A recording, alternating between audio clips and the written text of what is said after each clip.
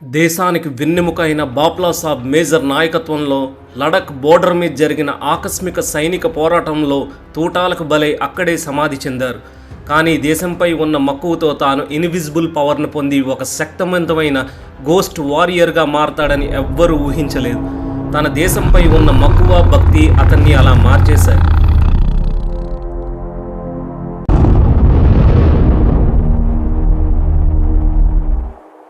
శక్తిని పొందిన తర్వాత అతనికి ఒక్కటే ఆలోచన, దేశంపై దాడి చేసిన శత్రు సైన్యాన్ని మట్టుబెట్టడం.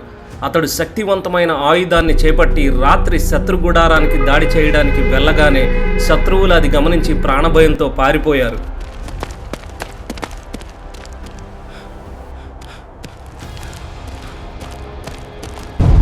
తన తోటి జవాన్లకు బాప్లా సాబ్ రావడంతో ఒక కొత్త నమ్మకం, ధైర్యం కలిగింది. బాప్లా సాబ్కు దేశంపై ఉన్న గొప్ప భక్తి చిరస్మరణీయమైంది.